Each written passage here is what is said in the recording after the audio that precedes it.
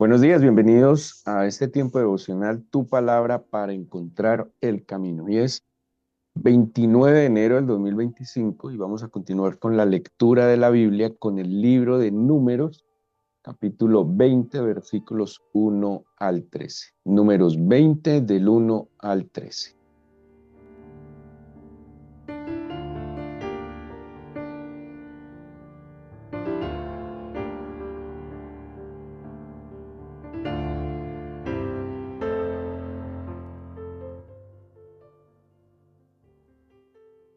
Les recuerdo que esta es nuestra lectura sugerida, pero pues ustedes tienen la Biblia y pueden continuar con la lectura según el tiempo y las dinámicas de su vida se lo permitan.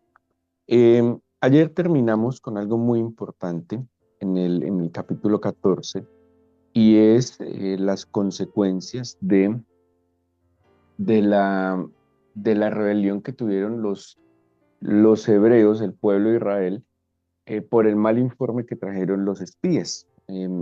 Ellos, como les decía, estaban digámoslo así, en la frontera de la Tierra Santa y la consecuencia de esta rebelión fue que el Señor castigó la generación que había salido desde Egipto a que, digámoslo de alguna manera, se consumieran en el desierto. ¿Sí? O sea, que toda esta generación que había salido, pues muriera por el tiempo.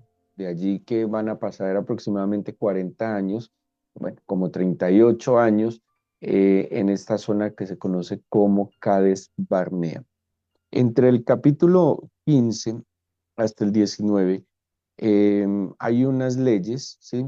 Tomando algo de lo que el Levítico nos menciona, y en el capítulo 20, o sea, entre el capítulo 15 y el final del 19, van a pasar los casi 38 años en el desierto. ¿Sí? O sea que a partir del capítulo 20 vamos a ver ya la nueva generación. ¿Sí? Vamos a ver aquellos que nacieron en el desierto, que esta es como una generación de transición, ¿sí? O sea, ellos les tocó ser influenciados por la generación que sale de Egipto, una generación que lastimosamente tenía una mentalidad muy limitada, una mentalidad de esclavos, eh, que fueron los que más se quejaron, los que más se rebelaron pero tienen otra influencia, ¿sí? O sea, están como en la transición.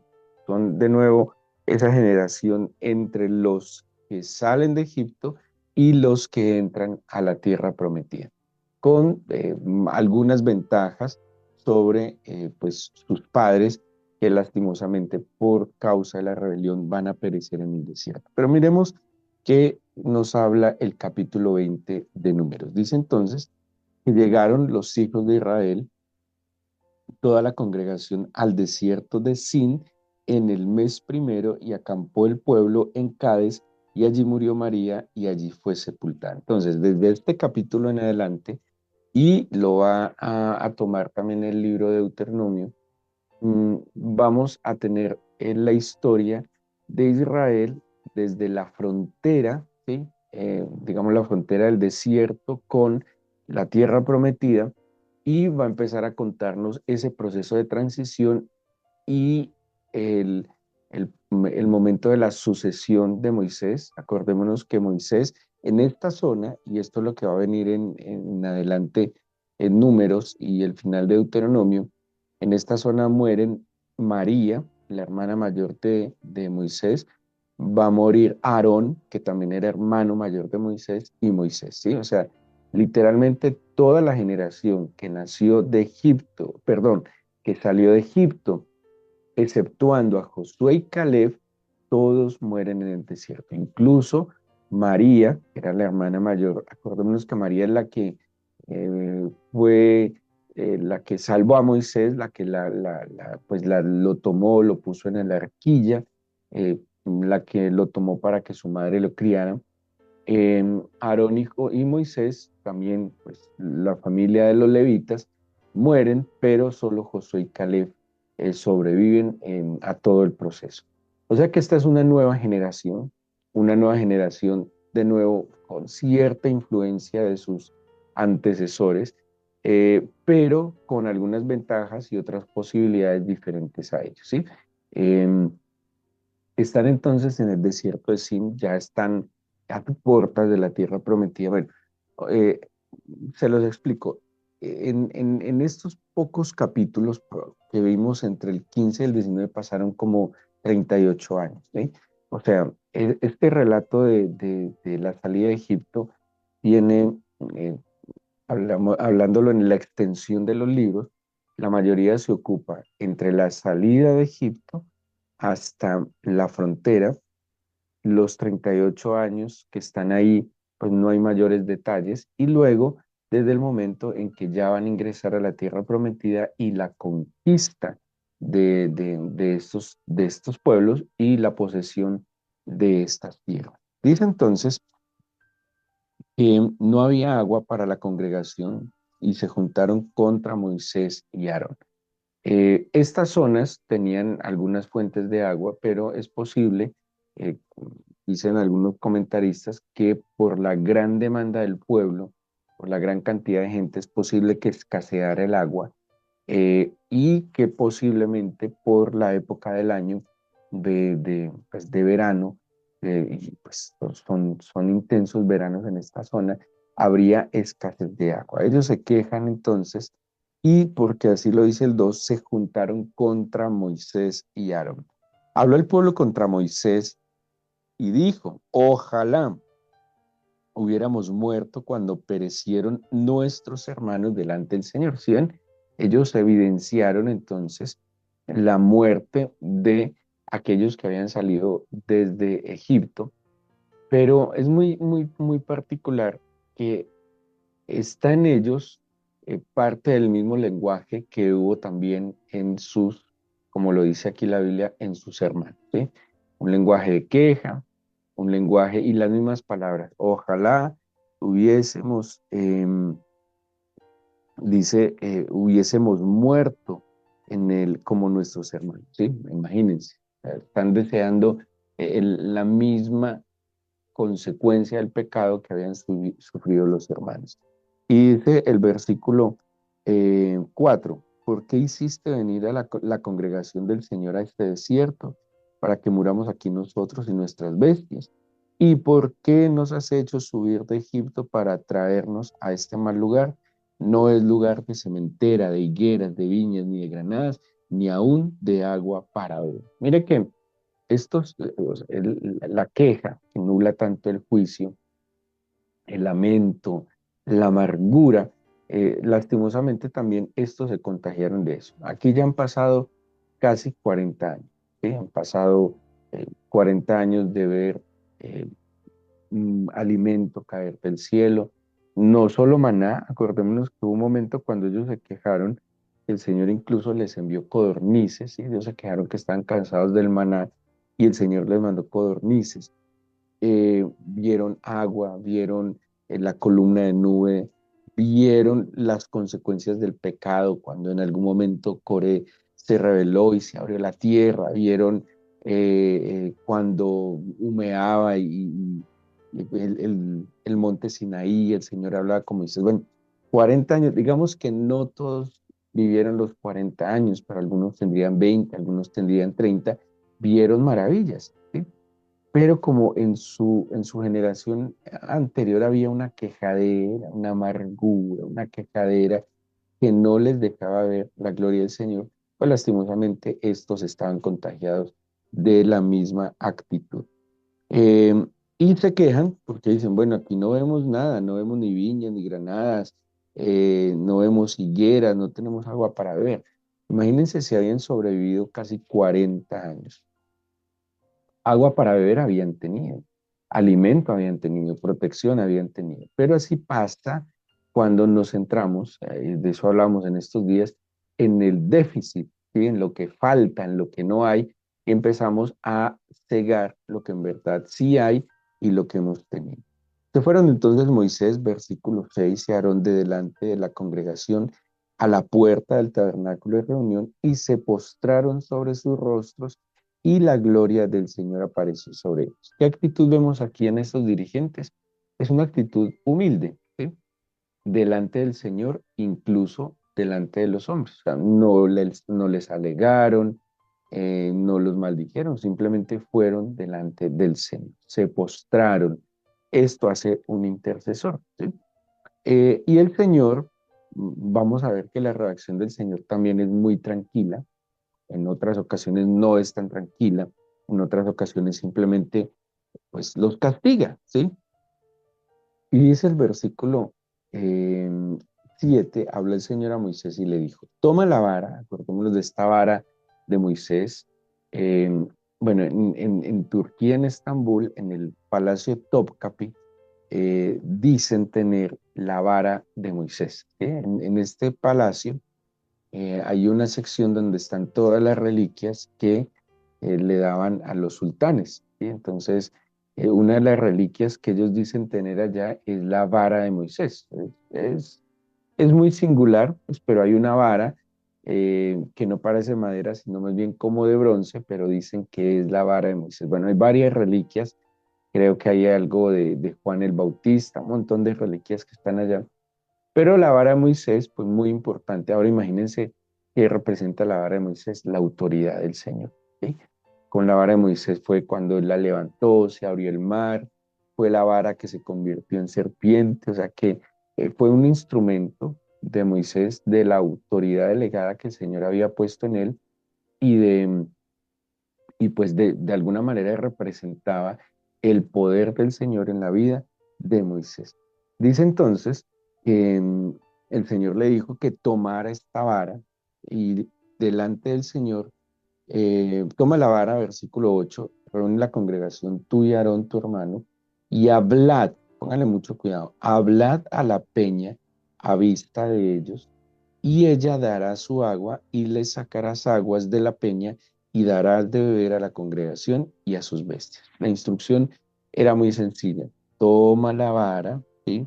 Reúne la congregación, tú, tu hermano, habla a la peña a vista de ellos. Era una, además impresionante. Esto sería, creo yo, una demostración del poder de Dios a través de Moisés, bastante contundente, ¿sí?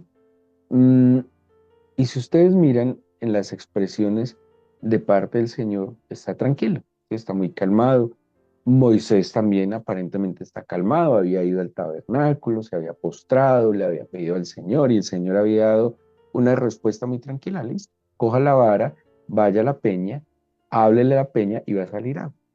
Versículo 9. Entonces Moisés tomó la vara de delante del Señor como él le mandó. Entonces, digamos que el Señor le dio unas instrucciones paso a paso, ¿sí? El Señor le dio un orden de cómo hacer las cosas. El primer paso fue tome la vara y dice, efectivamente, Moisés tomó la vara como el Señor le dijo. Versículo 10, y reunieron Moisés y Aarón a la congregación delante de la peña, como el Señor le dijo. ¿Sí? Hasta aquí llevamos dos pasos de esta instrucción, pero, miren que Moisés no le habla a la peña, sino que le habla al pueblo, ¿sí? El Señor no le dijo que le dijera algo al pueblo. El Señor le dijo fue, habla a la peña, ¿sí? Y Moisés aquí se desvió de la instrucción que el Señor le había dado, porque le dice al pueblo, oíd ahora rebeldes, os hemos de hacer salir aguas de esta peña. O sea, el Señor no le dijo a Moisés que se justificaran ellos, que les dijera algo, que lo reprendiera, nada, no tenía que hacer nada con el pueblo, solo tenía que llamarlos para que ellos fueran testigos de otro milagro del Señor y de otra obra maravillosa del Señor. Pero Moisés, ahora, ¿qué obra en Moisés? Bueno, la naturaleza del ser humano. Seguramente estaba cansado, Moisés está pues ya con bastante edad, cansado. Imagínense uno 40 años. Aquí ya vemos un Moisés que lleva 40 años en el desierto soportando este pueblo rebelde. Ya podría estar simplemente cansado. Y Moisés entonces les dice, rebeldes, hemos de sacar agua de esta peña. Mire, sigue lastimosamente Moisés. no siguió la instrucción del Señor y dice el 11, entonces Moisés alzó su mano y golpeó la peña con su vara 2 veces y salieron muchas aguas y bebió la congregación y sus bestias. ¿Qué me parece impresionante de esto? Moisés le desobedeció al Señor, o sea, ¿en qué le desobedeció? Que no hizo las cosas como el Señor le dijo, ¿sí? El Señor dio un ABC sencillo. Tome la vara, háblele a la peña, sale agua, punto. Es más, hubiera sido hasta más tranquilo para Moisés, no hubiera sido tan traumático para Moisés, pero como puede pasarnos a todos, aquí obró la humanidad de Moisés, ¿sí? De nuevo, su cansancio, puede que ese día tuviera migraña, jaqueca, no lo sé, pero había algunos factores que hicieron que Moisés, cuando estuviera delante del pueblo, como que se le olvidara el detalle de la instrucción que el Señor le había dado. Y Moisés entonces les habla a ellos, entonces, claro, lo hemos hablado, cuando de pronto le damos un poco de rienda suelta al enojo, el enojo es como, eh, mm, como cuando una bestia se desboca, ¿sí? Como que perdemos el control de las emociones y él actuó, fueron ya unos actos seguidos que lastimosamente no están mostrando lo que el Señor quería mostrar. Aquí hay algo muy tenaz y es la alta responsabilidad de representar al Señor. ¿Sí? Mm, Moisés hablaba cara a cara con el Señor. Moisés era la voz del Señor para el pueblo. Lo que dijera Moisés era casi, podríamos decirlo, palabra del Señor. Así que era una responsabilidad altísima y el margen de error de Moisés era muy pequeño. ¿Sí? De nuevo, ¿por qué? Pues porque tenía la autoridad que representaba al Señor y tenía esa gran responsabilidad, pues de que lo que él dijera iba a afectar definitivamente no solo la imagen de quien representaba, sino pues que tenía, era una palabra y una proyección muy importante. De allí la responsabilidad de los que tienen autoridad a la hora de comunicar, ¿sí? A la hora de hablar.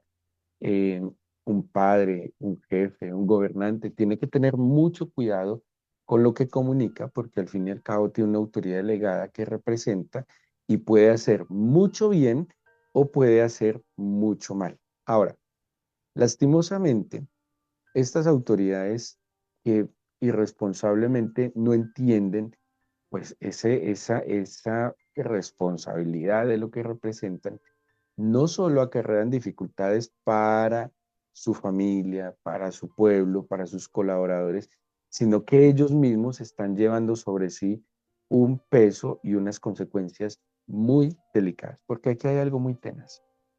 El Señor había determinado algo, ¿sí? Y Él lo iba a hacer, o a través de Moisés y Aarón, o seguramente a pesar de Moisés y Aarón, pero lo iba a hacer. Y está tan claro que el Señor lo hizo. Moisés cambió el método, Moisés se equivoca, pero aún así, a pesar de que la autoridad se equivoca, el plan del Señor para su pueblo se cumplió. Pero ¿quién sufre las consecuencias? Moisés, ¿sí? Porque sí vamos a dar cuentas, todos los que tenemos una autoridad y todos de alguna manera como padres, como jefes, algún encargo que tenemos una autoridad y esa autoridad implica una responsabilidad. Todos tendremos que dar cuenta de esa responsabilidad. Y yo simplemente no puedo decir, es que eran malos, eran rebeldes, es que no eran tan buenos como yo. No, yo tengo que responder. Y generalmente todos se justifican con otro. ¿Sí? Un mal jefe, un mal gobernante, un mal padre aduce sus errores a que el otro se equivocó, a que el otro no lo hizo bien. Pero ojo, las consecuencias sí las va a vivir es aquel que está representando esta autoridad. El Señor al fin y al cabo les dio agua, ¿sí? Les dio agua y dice que hubo mucha agua, que hubo agua abundante, aunque Moisés hubiese representado mal al Señor, porque si ustedes miran, la postura del Señor no está airado como en otros momentos del Señor, y lo dice la Biblia, manifiesta su ira, está tranquilo, y simplemente en una instrucción, bueno, pues tienen sed, se están quejando, pues denles agua, punto. Obviamente, de hecho, esto es muy chévere, mostrarnos la humanidad de Moisés, ¿sí? eh, el ser humano tiende a idolatrar a las personas y en algún momento, pues va a pasar con el pueblo de Israel, ellos van a idolatrar a Moisés, pero aquí nos muestra que Moisés al fin y al cabo era un hombre de carne y hueso, que tenía pasiones semejantes a las nuestras, como habla la Biblia de Elías, y que tuvo un momento de dificultad, solo que al ser autoridad que representa al Señor, pues como les dije ahora, ese margen de error es demasiado corto y lastimosamente las consecuencias para Moisés fueron lamentables. ¿Qué pasó? Entonces el Señor, versículo 12, le dijo a Moisés y a Aarón, por cuanto no creísteis en mí, ¿sí? A ver, porque ¿en qué está la fe? En la obediencia. La fe va de la mano de la obediencia. Quien tiene fe obedece lo que el Señor le dice. Es así de sencillo. Si yo digo, por eso Santiago dice, muéstrame tu fe por tus obras. ¿Tú crees lo que el Señor te dice? Obedece. ¿Tú crees lo que dice la Biblia? Entonces actúa conforme a lo que dice la Biblia. Pero no puede ser que la Biblia diga una cosa y yo hago otra, ¿sí? No sé, la Biblia dice honra a tu padre y a tu madre, y usted dice, no, pero mi mamá es muy complicada, mi papá es muy complicado, entonces no obedece, no, usted no tiene fe. La Biblia dice, no sé, honra a Dios con tus bienes. Y usted dice, no, es que no me alcanza, es que tengo muchas deudas, ¿no? Entonces, usted no cree lo que dice la Biblia, porque si usted cree lo que dice la Biblia, si tiene fe, pues la fe se expresa a través de su obediencia, de hacer lo que la Biblia me dice. Y no es que la Biblia me dice, no sé, 20, yo digo, no, es que sean 5, ¿no? Si la Biblia me dice 100, entonces son 100, no 99, ¿sí? Aquí el Señor había dado una instrucción muy clara y Moisés actuó de manera, no voy a decir contraria, sino de manera diferente a la instrucción, y por eso el reclamo del Señor es que ustedes no creyeron en mí, ¿sí? Lo que yo les dije no lo hicieron, y si no lo hicieron, demuestra que usted no tiene fe. Es muy tenaz, porque la fe sí se expresa a través de los actos de obediencia. Donde hay obediencia al Señor, se manifiesta la fe. Entonces dice, además de que no creyeron en mi versículo 12, pues no me santificaron delante de los hijos de Israel. ¿Qué es? Eh, Cuando hablamos de la santidad hemos usado dos palabras, diferente y exclusivo. Quiere decir que la postura del Señor era una postura diferente. El Señor no estaba enojado, el Señor en ningún momento mostró impaciencia, simplemente le dijo, sáqueles agua de la peña, dígale a la peña que salga agua y va a salir, punto.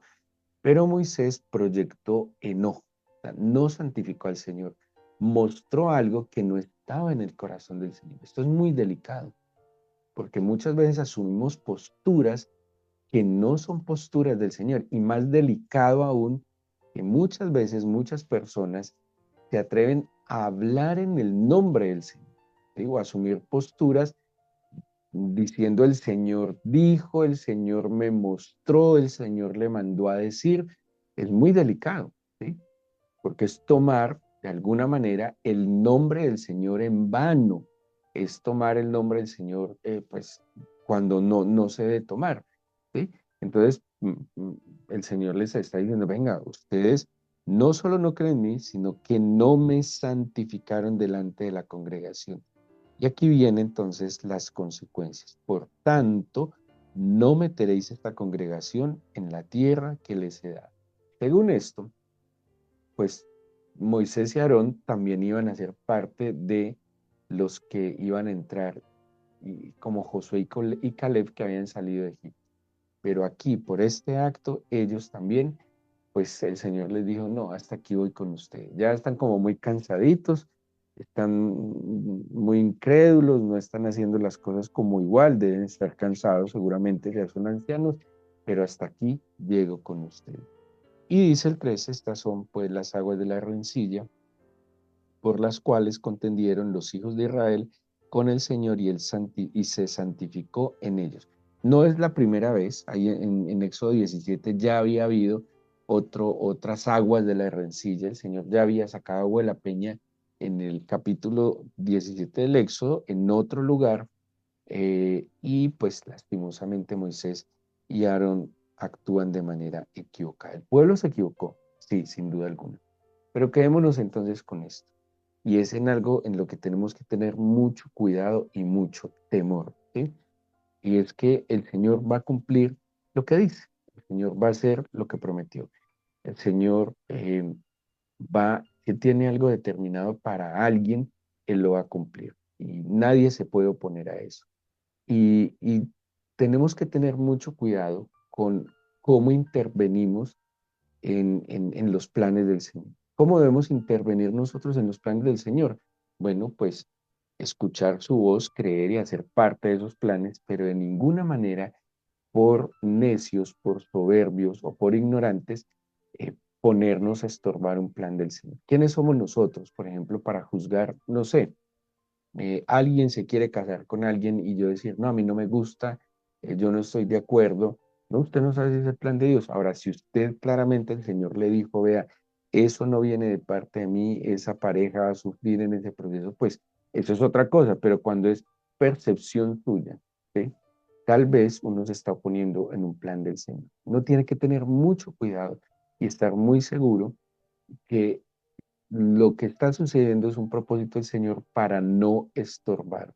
Moisés y Aarón de alguna manera, en su incredulidad, estorbaron en un plan del Señor, pero el Señor por encima de ellos lo cumplió. Por eso el Señor o lo hace a través de nosotros o lo hace a pesar de nosotros.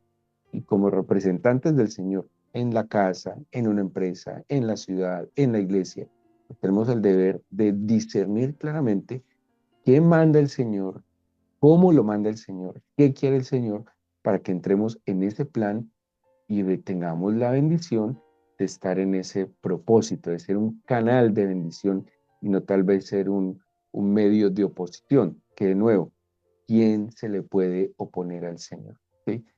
¿Quién podrá controvertir o, no sé, oponerse a lo que el Señor quiere hacer? Y mire que aquí el Señor quería bendecir al pueblo con agua, aguas abundantes, y lo hizo a pesar de la falla de Moisés.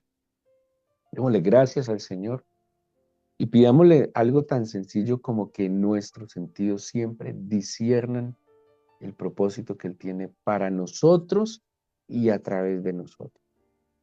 Que siempre podamos ser útiles en tus manos, Señor. Que las cosas se hagan de la forma como tú las ordenes. A veces, Señor, y en eso pecamos mucho, pretendemos tomar atajos, Señor. Pretendemos tomar caminos más cortos, creyendo que vamos a llegar más seguros. Pero muchas veces esos caminos cortos se vuelven larguísimos porque no eran según tus planes. Señor, en verdad debemos buscarte mucho, porque la vida es una constante decisión. A cada momento tenemos que estar tomando decisiones. No podemos actuar deliberadamente. No podemos decidir cómo nos parece, cómo lo sentimos, cómo creemos, porque tal vez nos podremos estar enfrentando a ti, oponiéndonos a ti. Agudiza nuestros sentidos espirituales, nuestro oído a tu voz, Señor, nuestro corazón a ti, por favor. Y te pido que nuestros ojos también sepan discernir lo que ven. Cuida nuestras palabras y ayúdanos a actuar conforme a tu voluntad, a ser instrumentos de tu bendición, Señor, y a representarte y santificarte delante de nuestra familia, delante de nuestros hijos, en la iglesia y en el escenario en que cada uno de nosotros se desenvuelve. Por favor, guárdanos, cuídanos, Señor, de actuar de manera contraria a tus propósitos. Como dice tu palabra, tú cumplirás tu propósito en mí porque tu misericordia es para siempre. Cumple hoy ese propósito en mí y a través de mí. Te oramos, Señor, y te agradecemos por este nuevo día. En el nombre de Jesús. Amén.